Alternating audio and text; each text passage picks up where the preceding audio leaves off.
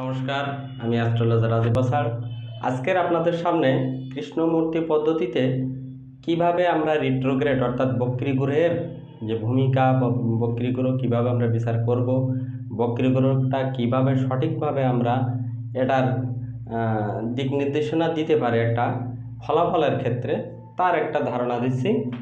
যে বক্রী গ্রহ সাধারণত কৃষ্ণমূর্তিজি নেটাল চার্টে খুব একটা এটার বিচার খুব একটা দেখাননি, কিন্তু হোরারি অ্যাস্ট্রোলজিতে এর একটা খুবই গুরুত্বপূর্ণ এবং এই বক্রী গ্রহের দ্বারা সঠিক ফল কিন্তু বলা সম্ভব। হ্যাঁ কি না, অনেক সময় এরকম প্রশ্নের ক্ষেত্রে ডাইরেক্ট না বলে দেওয়া সম্ভব হয়, সেটা আছে এই রিট্রোগ্রেড বা বক্রী গ্রহের মাধ্যমে। এখন বক্রী গ্রহ আমরা যে রুলিং প্ল্যানেটগুলো নির্ণয় করি, এই রুলিং প্ল্যানেটের ভিতরে যে 5টা গ্রহ কিংবা 7টা গ্রহ নিয়ে যে আমরা রুলিং প্ল্যানেটগুলো করি, কেউ 5টা করে, কেউ 7টা করে। এখন এই রুলিং প্ল্যানেটের ভিতরে যদি কোনো গ্রহ বক্রী থাকে, বিশেষ করে রাহু কেতু বাদে যদি কোনো গ্রহ বক্রী থাকে, তাহলে সেটাকে বাদ দেওয়া হয়। অর্থাৎ আরপি মনে করেন লগ্ন রবি আছে রাশি লট, এখানে শুক্র নক্ষত্র আর সাব আছে মনে করেন বৃহস্পতি। মুনির ক্ষেত্রে বুধ চন্দ্র মঙ্গল এবং মনে করেন শুক্রবার। অনেকে 7টা গ্রহ নিয়ে আরপি গঠন করে, কেউ আবার এই সাবগুলো বাদ দিয়ে এই 5টা নিয়ে আরপি গঠন করে। এখন এর ভিতরে যদি শুক্র বুধ বক্রী থাকে, তাহলে এই 2টা গ্রহকে তখন বাদ দেওয়া হবে। তখন রুলিং প্ল্যানেটের ভিতরে শুধুমাত্র আসবে রবি আর চন্দ্র। কারণ বক্রী গ্রহ কৃষ্ণমূর্তি পদ্ধতিতে বক্রী গ্রহ বাদ দেওয়া হয়, কারণ বক্রী গ্রহ ফল অনেক দেরিতে হয়, আবার না হওয়ার সম্ভাবনা বেশি থাকে।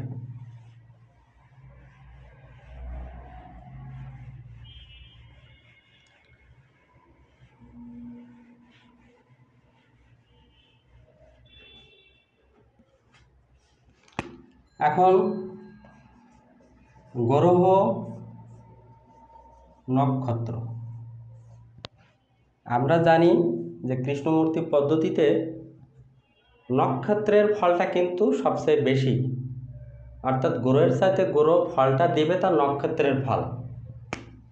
এখানে যদি বুধ গ্রহ নেই, বুধ যার নক্ষত্রে মনে করেন বৃহস্পতির নক্ষত্রে, এই বৃহস্পতি যদি ভালো অবস্থানে থাকে এবং কোন ভাবে অবস্থান করবে, সেই ফলটা এই বুধ দেবে। এখন যদি মনে করেন যে 7ম ভাবের সাবলট শুক্র, এই শুক্র দ্বারা আমরা কিন্তু বিবাহ নির্দেশ করি। অর্থাৎ শুক্র যদি 2, 7, 11,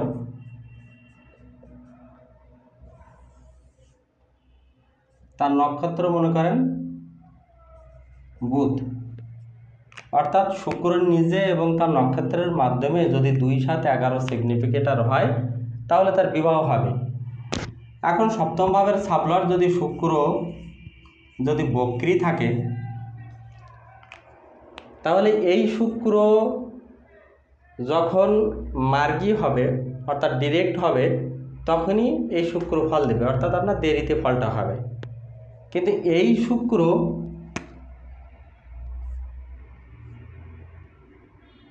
যার নক্ষত্রে আছে, মনে করেন এই বুধের নক্ষত্রে আছে, বুধ যদি বক্রী হয়, তাহলে কিন্তু ডাইরেক্ট ফল না হবে, যে ফলই হোক।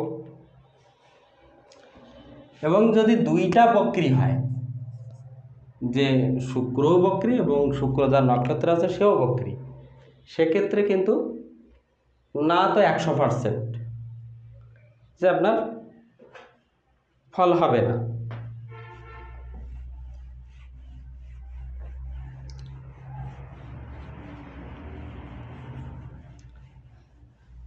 এখন এই বক্রি গরুটা আমরা কখন বিচার করছি সেটা দেখার বিষয়। যে আমি বলছি যে আমার সন্তান হবে কি না, এই প্রশ্ন তখন আমি করছি। তখন একটা সংখ্যা নেওয়া হচ্ছে ওই ব্যক্তির কাছে, প্রশ্নকারীর কাছ থেকে একটা সংখ্যা নেওয়া হয়েছে, মনে করেন 10। এখন আমরা সন্তান বিচার করি পঞ্চম ভাব থেকে, অর্থাৎ 1 2 3 4 5 এই পঞ্চম ভাবের সাবলট থেকে আমরা সন্তান বিচার করি। মনে করেন পঞ্চম ভাবের সাবলট আছে মঙ্গল। এই মঙ্গল একটা নক্ষত্রে আছে, শুক্রের একটা ছাপ আছে, সেটা মনে করেন বুধের।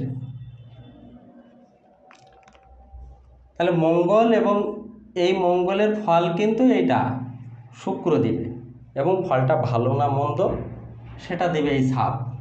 অর্থাৎ সন্তান ভালো হবে না খারাপ হবে সেটা কিন্তু এই বুধের উপরে নির্ভর করবে, এবং সন্তান হবে কি না সেটা এই মঙ্গল শুক্রের উপরে নির্ভর করবে। এখন এই মঙ্গল যখন হরারি করছি তখন মনে করেন মঙ্গল বক্রি আছে, কিন্তু শুক্র বুধ এরা বক্রি না। তাহলে আপনি প্রথম অবস্থায় বলতে পারবেন যে সন্তান হবে, তবে দেরিতে হবে। এখন মঙ্গল বক্রি না, বুধ যদি বক্রি থাকে তাহলে আপনি ডিরেক্ট বলে দেবেন যে সন্তান আপনার হবে না। সেই মুহূর্তে যে প্রশ্নের অ্যান্সার হবে না। এবং মঙ্গল শুক্র দুইটা যদি বক্রি হয় তাহলে তো আর কথাই নেই, ডিরেক্ট আপনি বলে দেবেন যে আপনার সন্তান হবে না, অর্থাৎ ওই প্রশ্নের অ্যান্সারটা তখন না হবে।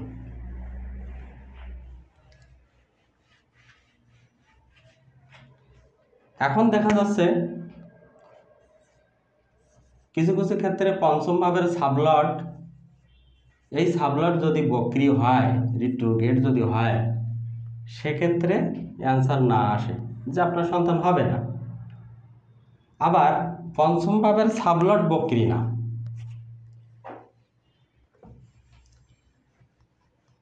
পঞ্চম ভাবের সাবলট বক্রি না, আমরা জানি যে একাদশের সাবলট,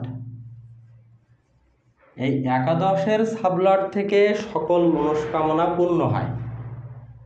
তা যখন একজন বলছে যে আমার সন্তান হবে কি না, আমি পঞ্চম ভাবকে আগে লক্ষ্য করছি যে পঞ্চম ভাবে আমার সন্তান ঠিক হবে কি না সেটা নির্দেশ করছে কি না, তারপর সেই গরুটা বকরি কি না। ঠিক একইভাবে দেখা যাচ্ছে এইটা বকরি না, পঞ্চম ভাবে সাবলট বকরি না, কিন্তু একাদশের সাবলট বকরি, সেক্ষেত্রেও অ্যান্সার না হবে যে আপনার সন্তান হবে না, এটা কিন্তু নির্দেশ করবে।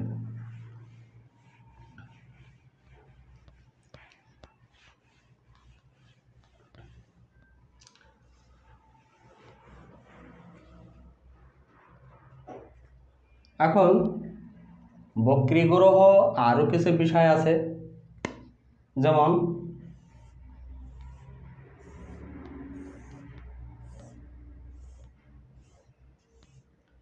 একটা গ্রহ বৃহস্পতি এখানে বক্রি,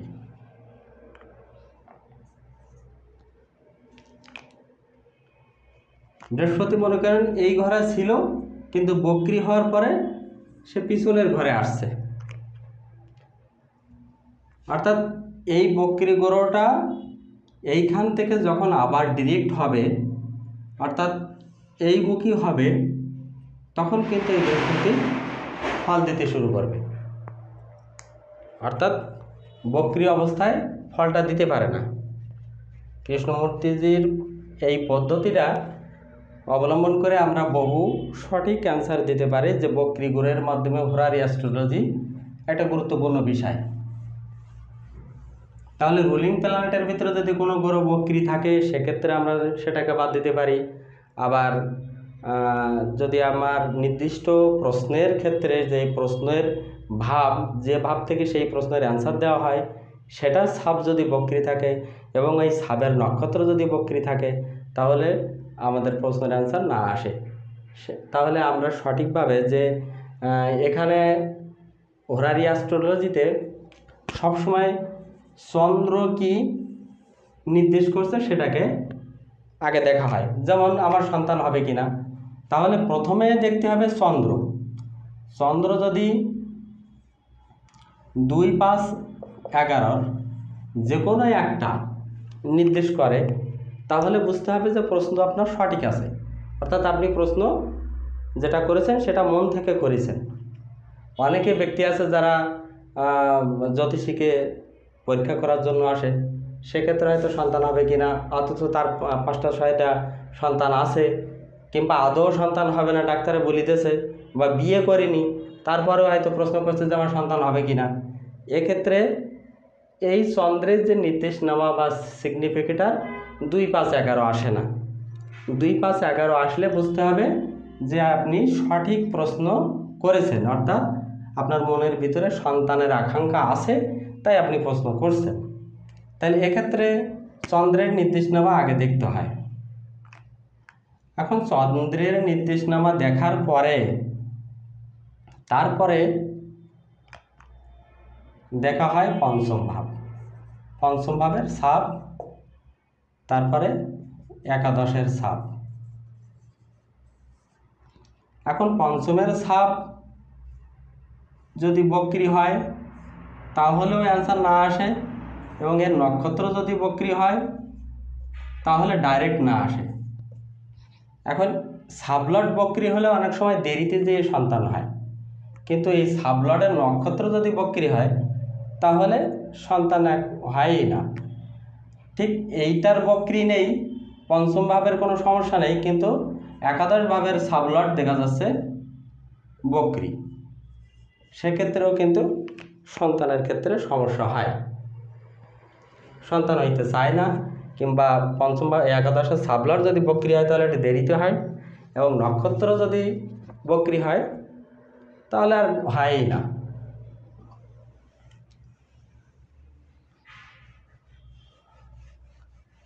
এখন বিষয় আছে, যখন একটা বলা হয় যে আমার সন্তান হবে কিনা, তাহলে প্রথমে আমি চন্দ্রের নির্দেশনামা দেখলাম যে 2, 5, 11 কোনো একটা নির্দেশ করছে কিনা। যদি 2, 5, 11 কোনো একটা নির্দেশ করে তাহলে আমরা দ্বিতীয় ধাপে পৌঁছাতে পারি। তারপরে আসলাম যে পঞ্চম ভাবের সাবলট, মনে করেন বুধ, তার নক্ষত্র রবি, সাবলট চন্দ্র। এখন এই বুধ এবং রবির মাধ্যমে 2, 5, 11 নির্দেশ করছে, কিন্তু একাদশের সাবলট বক্রী। পঞ্চমের এখানে সাবলট দিয়ে আমি দেখলাম যে আসলে সন্তান নির্দেশ করছে, কিন্তু সাবলট এখানে বক্রী, কিংবা এই সাবলটের যে নক্ষত্র সেও বক্রী। তাহলে যতই এখানে নির্দেশ করুক না কেন সন্তান কিন্তু হবে না। আবার ঠিক একই ক্ষেত্রে যদি আমরা বিপরীতভাবে পঞ্চমকে দেখি, যে এইখানে একাদশের সাবলট 2, 5, 11 নির্দেশ করছে, কিন্তু এই বুধ বক্রী, সেক্ষেত্রেও কিন্তু এই সন্তানের না হওয়ার সম্ভাবনা এসে যায়। কিংবা বুধ, এখানে বুধের নক্ষত্র মনে করেন বৃহস্পতি, এই বৃহস্পতিও বক্রী, তাহলে এখানে বক্রী না, একাদশের সাবলট 2, 5, 11 নির্দেশ করছে, কিন্তু পঞ্চম ভাবের যে সাবলট বুধ বৃহস্পতি দুইটা বক্রী আছে, এরা 2, 5, 11 নির্দেশ করছে, সেক্ষেত্রেও কিন্তু সন্তান হবে না। কারণ বক্রী এমন একটা জিনিস যে এখানে নির্দেশক হয়েছে, কিন্তু তারপরেও কিন্তু বক্রী থাকার কারণে তার সন্তান হবে না, এটা বলে দেওয়া সম্ভব। যাই হোক, বক্রী গ্রহ নিয়ে আমি যেটুকু বলছি স্বল্প পরিসরে, আপনাদের যদি ভালো লেগে থাকে তাহলে আমার চ্যানেলটিকে সাবস্ক্রাইব করবেন। সবাইকে নমস্কার।